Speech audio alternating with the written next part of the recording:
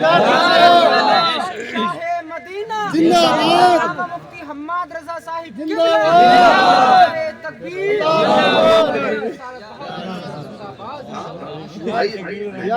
ضروری نہیں ہے حماد آئے، مفتی مدثر صاحب آئے، نیک بھائی آئیں، یا شعراء یا علماء آئیں، ایک بھی مسجد کے امام کو بٹھا کے ان کی نعت خوانی شروع کراتا ہے۔ بات لہجے کی نہیں ہے، بات انداز کی نہیں ہے، بات حضور کی نعت کی ہے۔ جہاں نعت ہوتی ہے مصطفیٰ اگر چاہے تو تشریف لے آتے ہیں، اور اگر آنا نہ بھی چاہتے تو مزار میں لیٹے لیٹے توجہ فرما دیتے۔ اور حضور کی اگر نظر ہو گئی نا، میری ایک نگاہ کی بات ہے، میری زندگی کا سوال ہے۔ اگر ان کی ایک نگاہ ہو گئی نا، پھر بیڑے پار ہو جاتے، پھر بیڑے پار ہوتے۔ اس لیے میں کہتا ہوں خدا توفیق دے، دولہا بنو نا تو دولہا تم بنو، محفل سجی ہو صحرا آمینہ کے لال کا پڑا جاتا ہے۔ ماشاءاللہ ماشاءاللہ سرور کشور رسالت جو عرش پر لگے ہوئے تھے، ڈالے طرف کے ساما عرب کے مہمان کے لیے تھے، پھر دیکھ سہرے میں چار چاند لگتے ہیں۔ بھائی تم کتنی مہنگی رنڈی لا کے نچانا، ٹھیک ہے، چار بندے تذکرہ کریں گے، لیکن جس کی شادی میں حضور کی باتیں ہوتی ہیں نا، اس کا تذکرہ عرشوں پہ رب فرما۔ کیا بات ہے مفتی صاحب۔ اور میں نوجوانوں ہاتھ جوڑ کے کہہ رہا ہوں، یہ صحرا تیری کوشش نہیں ہے، تیری محنت نہیں ہے، یہ صحرے ان کے بنتے ہیں جن کی رب تقدیر بلند بلند ہے۔ یہ آپ میں بھی بہت سارے صاحب اولاد ہوں گے، ٹھیک ہے نا، ہم لوگ بھی صاحب اولاد ہیں، اللہ بیٹا دیتا ہے، کتنی خوشی ہوتی ہے۔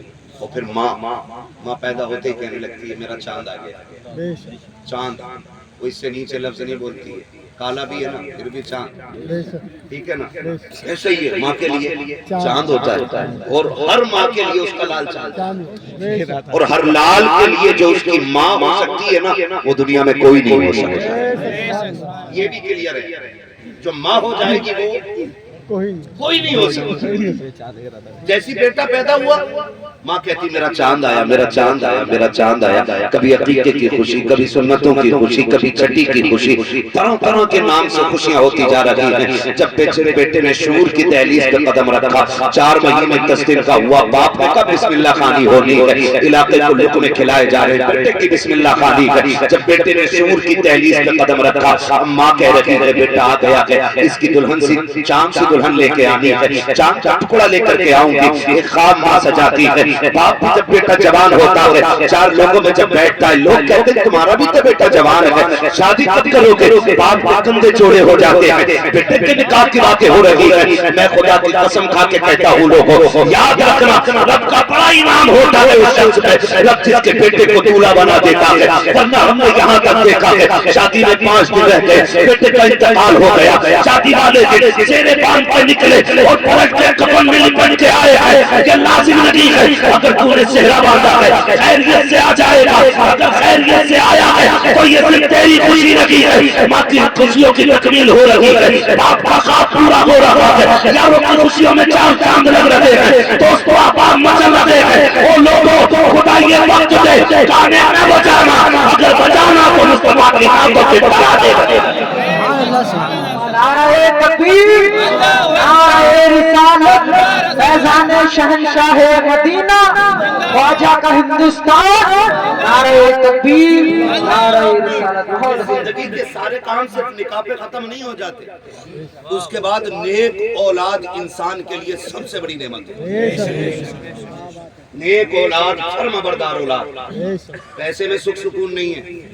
سنیں سارے لوگ، اگر لگتا ہو نا پیسے والا موج میں ہوگا، پتا 8 دن میں پوری ڈبری کھا جا رہا ہے، ہولی پھر جا کے سوتا ہے۔ سکھ چین دولت میں نہیں، مزہ تو تب ہے اولاد اتنی فرما بردار ہو کہ باپ دیکھے اور اس کی آنکھیں دیکھتے ہی ٹھنڈی ہو جائیں۔ یہ سب سے بڑی نعمت ہے، یہ سب سے بڑی نعمت ہے۔ اگر اولاد فرما بردار نہیں تو میں کہتا ہوں ایسی اولاد پہ لعنت ہے جو ماں باپ کی فرما بردار نہیں۔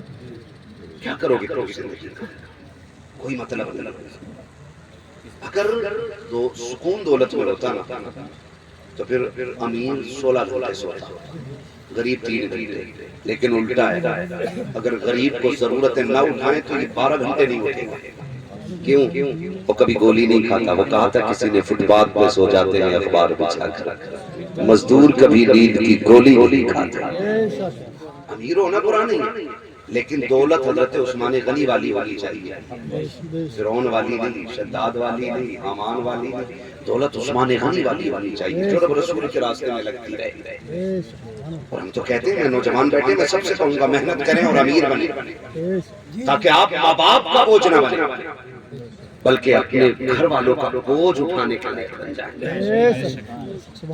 ہر نوجوان کوشش کرے. اب تو آگ لگ گئی ہے, جدھر کو نکل جاؤ ہر کونے پہ لیے بیٹھا, ہر کونے پہ موبائل لیے بیٹھا. اتنی ٹھلوی قوم ہو گئی ہماری, 3 بجے تک جاگ رہی ہے, کوئی کام بھی نہیں ہے. ٹھلوے کہہ رہے دعا کر دو کوئی روزگار مل جائے. اگر دعاؤں سے روزگار ملتا ہے, ایسی دعا کرتا کہ اللہ میرے پریوار کو مکھی منتری بنا. محنت بھی تو کوئی چیز ہوتی ہے نا یار. تم پوری زندگی پبجی کھیلو اور پھر مولوی کی دعا سے اچھا روزگار مل جائے. جنہیں رت جگہ نہیں آتے نا, ان کے خواب کبھی پورے نہیں ہوتے. خواب وہی پورے ہوتے ہیں جو جاگتے ہوئے دیکھے جاتے ہیں.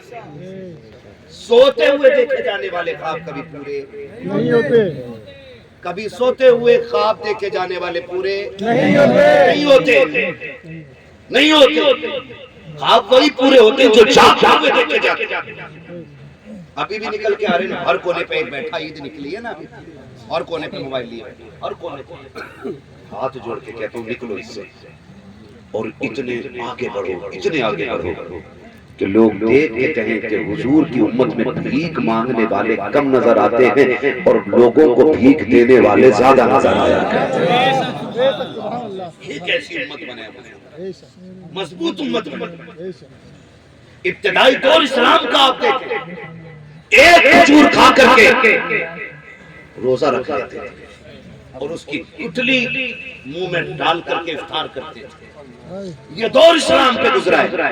لیکن پھر حضرت فاروق اعظم کا دور آیا, پھر اسلام نے کروٹ بدلی ہے, تو پھر پورے مدینے میں کوئی زکات لینے والا نہیں ملتا تھا.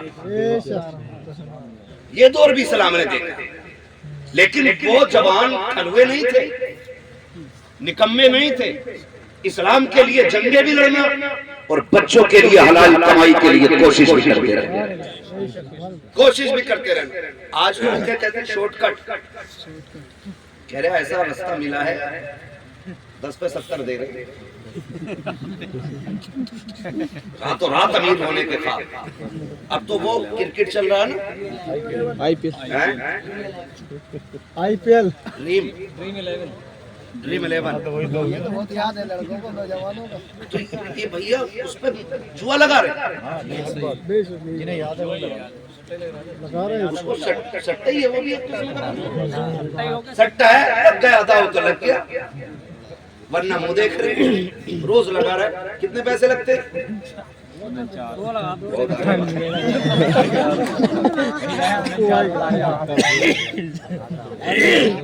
آپ کو بتانا چاہتا ہوں, ہمارے 1 روپے کی ویلیو جانتے ہیں؟ 1 روپے کی ویلیو فرمایا گیا اگر مومن کی حلال کمائی کا 1 روپیہ قبر میں گر جائے, تختے لگا دیے گئے, حکم یہ ہے کہ تختہ ہٹایا جائے, پہلے روپیہ نکالا جائے, پھر دفن کیا جائے. تمہارے 1 روپے کی ویلیو یہ ہے, اور لالچ لے کے اٹھ گیا ہمیں, شارٹ کٹ کے چکر میں حرام کا اتر آیا. اللہ اس دن سے پہلے موت دے دے جس دن ہمارے حلق میں حرام کا لقمہ جائے. حلال. امام غزالی سے کسی نے کہا تھا حضور دعائیں کب قبول ہوتی؟ اب تو رسم چل گئی ہے, دعا کریو. انہوں نے بھی کہہ دی ٹھیک ہے جا, اللہ تیرا بھلا کرے. اور پتہ چلے جو کہہ رہا بھلا کرے اس کا سب سے ادب بگڑا ہوا مسئلہ ہے.